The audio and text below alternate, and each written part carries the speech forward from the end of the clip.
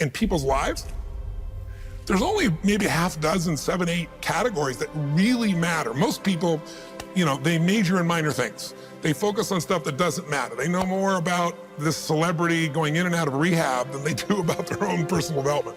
But I look at and say, if you look at your body, without that, everything else is out the door. You don't want to be richest man in the graveyard. That's not going to do it. If there is energy, if there's vitality, if there's strength, it's going to show up in your relationship. It's going to show up in your business, it's going to show up in your life. That's an area you got to master. You can't dabble. It's too important. Emotions are everything. I mean, you got a ton of money, you got everybody loves you, and your primary emotions are pissed off and frustrated, then your life's pissed off and frustrated. It doesn't matter if you got $1 billion or 1 million people loving you, your life is not great. Relationships, intimate relationships especially. It's where the most juice in life comes from. It's where the most pain comes from most people. It's worth mastering instead of dabbling. Really looking at what are you going to do with your time and mastering your time. Instead of having a checklist, you cross it all off. You can mistake movement for achievement. I want to squeeze out of that time what matters, that creates value for me and for everyone I care about and love. What about your career or your business and the mastery of that instead of dabbling? Most businesses are dabblers. That's why they don't make it. 96%, in any 10-year period of time, 4% make it. That doesn't even mean they're profitable. And it does not mean they're enjoying themselves, all right? Or they're getting anybody else to feel good. Really mastering money so that it's not a question in your life. You can do and be and give and share as much as you want. You're not stressed about it. You live in a place of abundance. And then spiritually, really, I think, I don't tell people what to believe spiritually, but I believe that ultimately, whatever you believe, you got to live it, and it should lead to growing and giving. If you're growing, you feel alive. If you're giving, you feel 10 times more alive. And I think if someone can celebrate and give, then that's spiritual state. So to me, those are the areas I look at mastering. Business, for sure, but it's the areas of life that matter most. And most of where we spend our time doesn't make people feel fulfilled. That's why the average person is not fit and healthy. The average person is not in a relationship where they have tremendous passion. I'm not a dummy. I'm not a positive thinker. I know the truth. The average person is not successful in business. The average person is not earning what they want to earn. But you know what? Very few people have those things, but a few do. A few are happy, fulfilled, spiritually alive, financially strong, their business is growing, they have passionate love affairs, and I'm obsessed with finding the few who do and find out what they do different and teaching to everybody. Everyone's going to measure themselves differently because everyone values things differently. Some people value success or significance. Some people value love more. Some value just basic levels of certainty.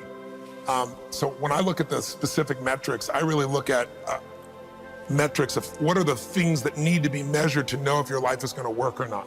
So I look at it as our whole lives are guided moment to moment by the state we're in. Learning how to change your state, not bullshit, not fake, but to go from pissed off, frustrated, freaked out to back in your center or creative or determined or something that's going to move you forward. It's going to create a better quality of life for you and others.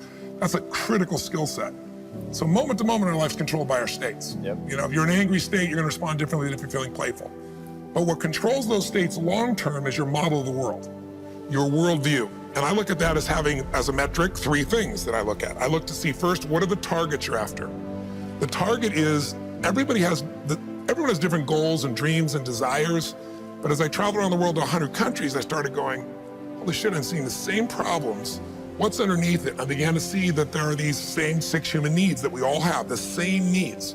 We all have a need for certainty, that we can avoid pain and we can have some pleasure, some comfort. We all need uncertainty.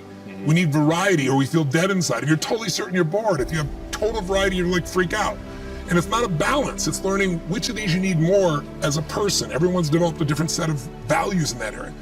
The need for significance, to feel unique, special, important, the need to feel loved, the need to grow, and the need to contribute. Some people value certainty at the top of their list. That's their center of their target.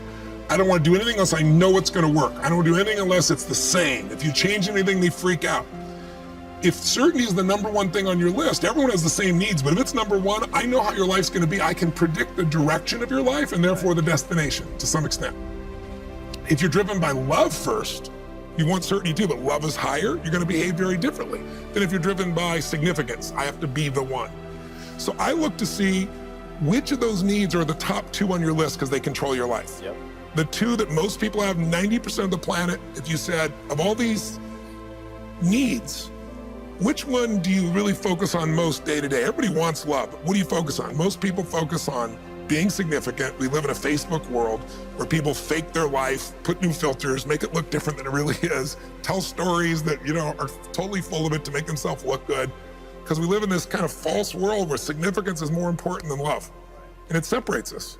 And the other one that we see most often is certainty. People want to be certain before they can do something. You couldn't have started a business like you had if you were absolutely certain before you started. You can never build a business with that. You can never build a great relationship, because if it's based on certainty, then everybody's got to stay the same and never change, which means you're never going to grow, which means you're going to be miserable. Right. So my metrics are, I want to find out what's driving you. And I want to see, is it healthy or unhealthy? You can have two people be driven by significance, though, and do it with a different set of rules. That's the second piece I measure. The beliefs or rules of how to fulfill that target. But I want to be more clear about something.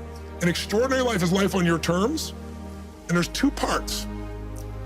Part one to have an extraordinary life is mastering the skill of the science of achievement. How do I take what I envision and make it real? And how do I do that quicker, faster, better, easier? The ability to manifest what you come up with and make it real, like you've done with your company, yes, that's a skill set. I spend an unbelievable amount of time helping people do it faster, quicker, better, showing them the shortcuts, teaching them the strategies, modeling what works so you can save yourself a decade.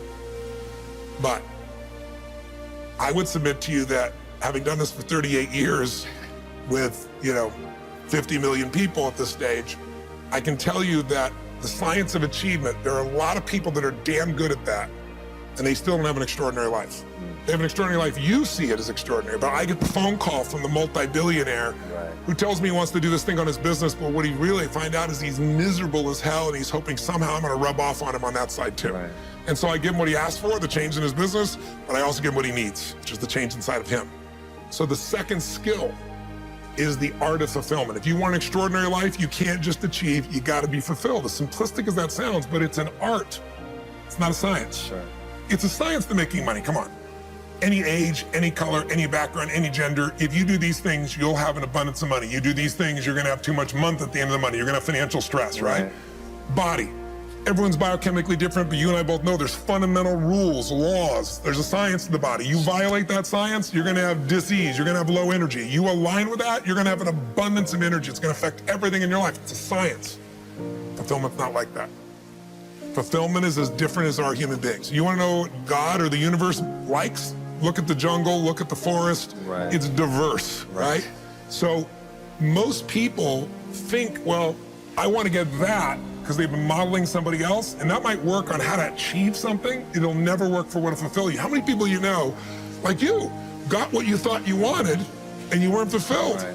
And that, I always tell people, success without fulfillment is the ultimate failure, because if you go at something and you fail and you're an achiever, you don't fail. You go, I learned something, I'll just try something else. Right. I'm gonna still get there. But when you succeed and you're not happy. So a perfect example of this, I mentioned in the seminar you were there because it hit me about a year and a month ago, we lost what I consider a national treasure, Robbin Williams. And I asked people, how many of you love Robbin Williams? Everybody raising their hand all around the world, right? He made people laugh, people were touched by him. So how good was he at the science of achievement? I mean, he wanted to be a great comedian, make the whole world laugh, he did. He wanted to have his own TV show, he did. He wanted the #1 show, he did it. He wanted to make movies, he did. He wanted to have an Academy Award for not being funny, dramatic, and he did it, right? He did it, yeah. He said he wanted a beautiful family. He achieved everything, and he hung himself. That's crazy. And I know recently someone's saying, well, he had dementia, he had drug abuse, he had alcohol abuse most of his life because he made everybody happy but whom? Himself.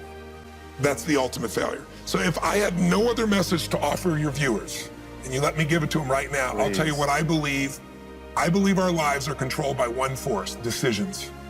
I certainly believe in force greater than myself, call it God if you will, grace, whatever you want to call it, the universe.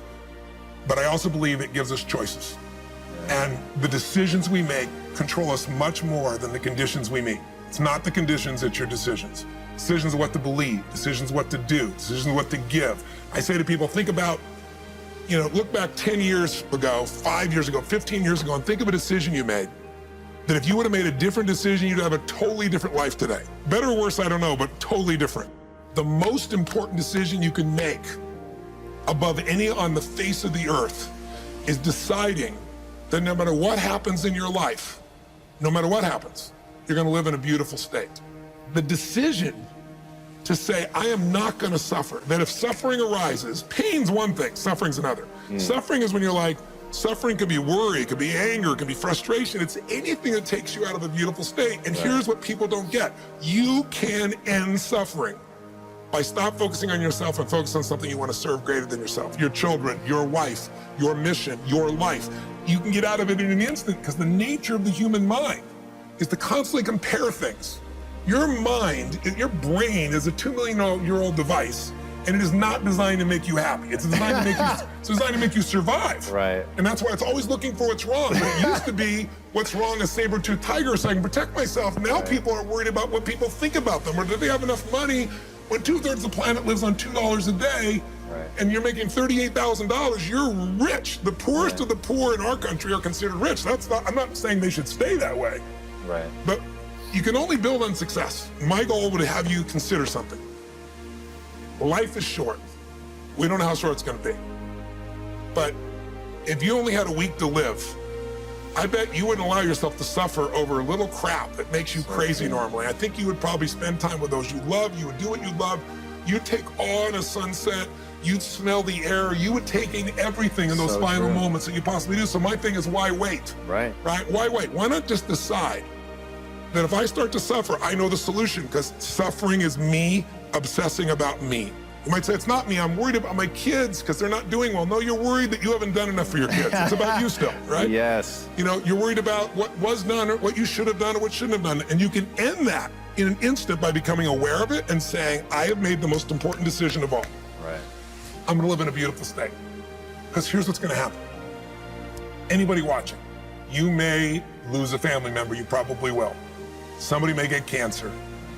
Your business the government might change the rules. They might change things radically that you can't even do anything about it. You might go bankrupt. You might get divorced. I'm not saying anybody will, but no one knows what's gonna really happen in your life. Life's full of uncertainty, but here's what you can know. You can decide that what happens, you could have a great time. If somebody like Viktor Frankl can be locked up in Auschwitz and come out of that and experience finding joy in the middle of Auschwitz, then human beings have a capacity they've undersold themselves on. We think that the outside world determines how we feel. If people have to behave a certain way, if your husband or your wife or your kids or your coworkers or whoever, your boss, has to behave a certain way for you to be happy, and if they don't, you're unhappy, then you're always gonna be unhappy, because the more people around you, the more they're gonna change that, because they're all human, right? My invitation is, as great as it is to achieve, more important to enjoy. Right. And if you can enjoy every moment in that state, when you're feeling loving and playful and passionate and curious and awe, you treat other people 100 times better than when you're feeling frustrated, pissed off, overwhelmed, worried, stressed, or feeling sorry for yourself. Right. You're gonna be a better parent, you're gonna be a better lover, you're gonna be a better business person, you're gonna have a better life. So my soliloquy is, decide. Decide today and actually say, what if I cut it off? What if I said, I'm not willing to settle and I'm just gonna live in a beautiful state? Doesn't mean you won't feel bad, it doesn't mean you won't stay there. You instantly change. But what the hell is success? It's hitting an expectation. And I always tell people, man, trade your expectations for appreciation, and it's a whole new world instantly. If you can appreciate this moment, if you can't find ecstasy in this moment, in a conversation with a friend and looking in your wife's eyes, being with your children, going on a run, if you can't find ecstasy now, I'm here to tell you, more money, more people, more love, more business, more anything is not gonna give you more ecstasy. If you can't do it here now, you're not gonna do it there when you got more. So why not do it now and have a rich life right now? I tell people, money, that's one thing. Like having financial abundance, there's skills, that's a science.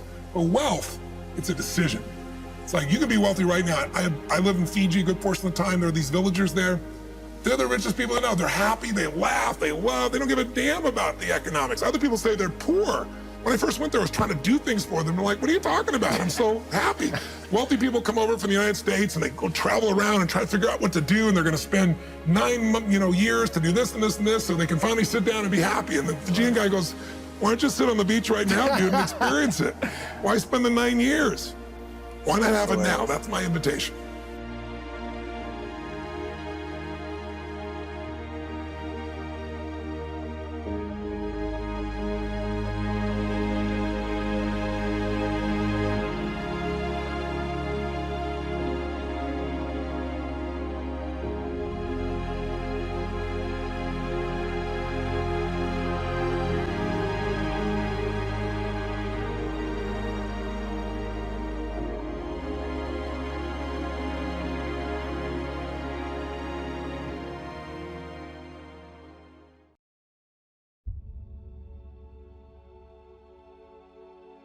My mom wanted me to be a truck driver because that would mean I would make $24,000 a year if I went to Truck Masters, and that would be twice what my father made.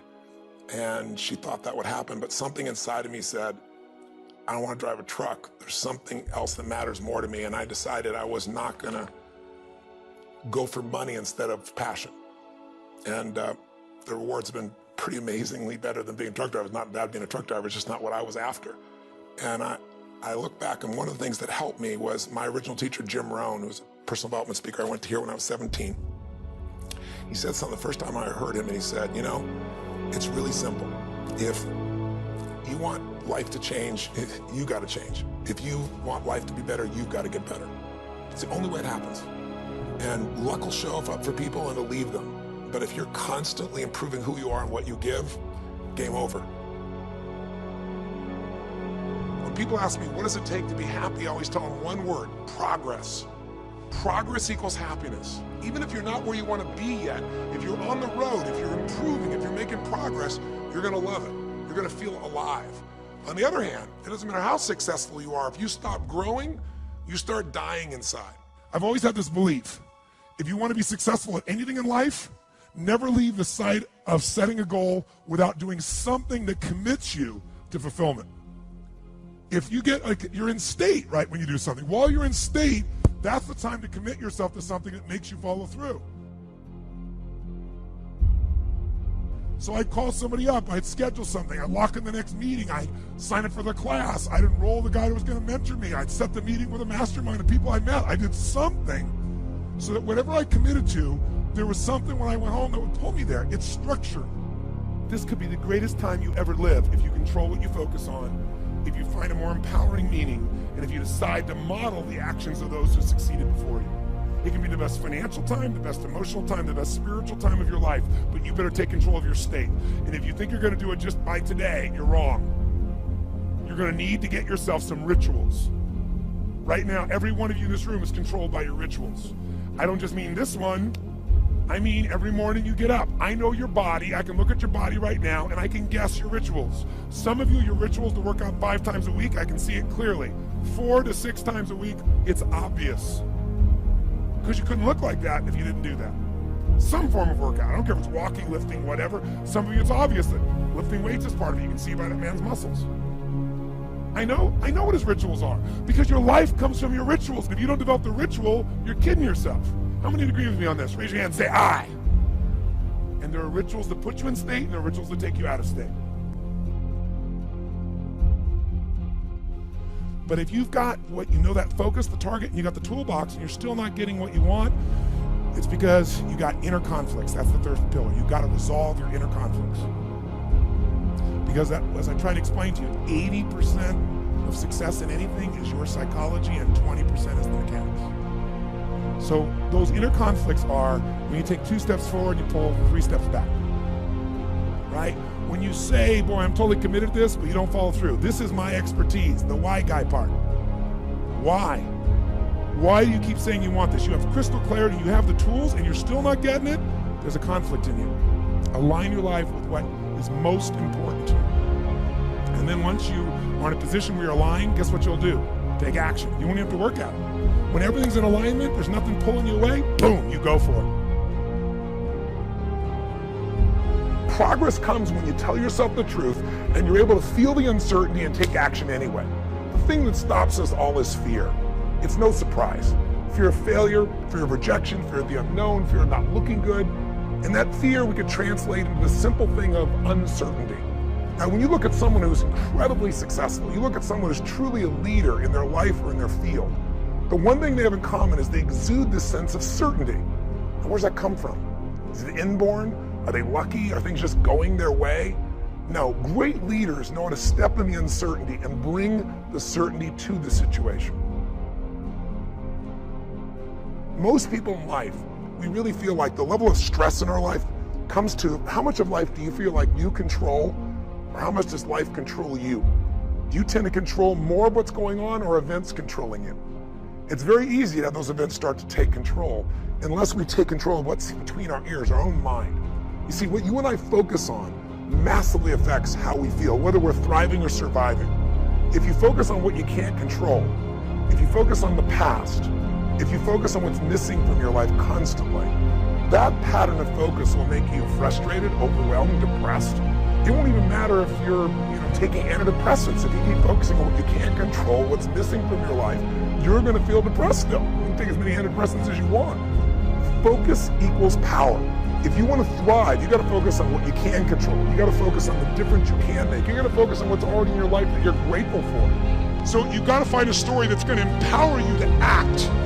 A story that's going to get you to find the breakthrough. Because otherwise, with a lousy story, you'll never find the strategy, or you'll come up with a reason why it's too expensive, you can't get there, you can't access it, or you'll even get the strategy and then half-assed apply it just so you can reward your story that says it doesn't work because I tried it. Resourcefulness is the ultimate resource. And if you don't have what you want, stop telling yourself the story because you don't have the money, you don't have the time. That's bullshit. It's because you haven't committed yourself where you would burn your boats. If you want to take the fucking island, burn your fucking boats, and you will take the island, because people, when they're going to either die or succeed, tend to succeed. But most of us give ourselves a way out, and that's why we don't have what we want. I was thinking about where this journey began for me, my desire to serve. Every day before I get on stage, I do this thing to whip myself into a peak state, and then my last words are, "Use me, Lord." That's my prayer. And every day my goal is to be a blessing in people's lives. Just do more, give more, share more, create more. And what you need will be there. It's like air. You don't stop to think about when you take a breath whether it'll be there or not. It's always going to be there. Yeah. You just got to do your part. What in your life today, if you wanted to be, could you feel proud about right now? If you wanted to feel proud, if you didn't feel like, I shouldn't be proud, if you wanted to feel proud, what could you be proud of in your life today? Your children, your health, your body. Is there a problem you faced? Instead of running from it, you finally stepped up and handled it? What could you feel proud of in your life today if you wanted to feel proud? How many can think of something? And when you think about this thing you're proud of, what about that makes you feel proud? What do you focus on that makes you feel proud? How do you breathe when you really start to feel proud? What's the kind of look on your face that starts to happen when you let yourself feel proud? Yeah. How's that feel?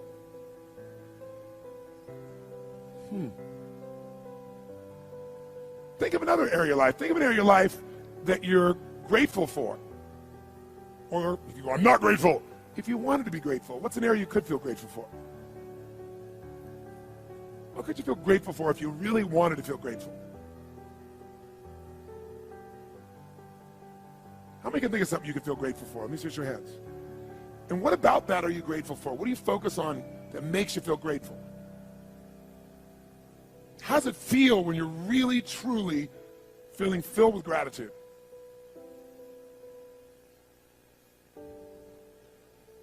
Here's one.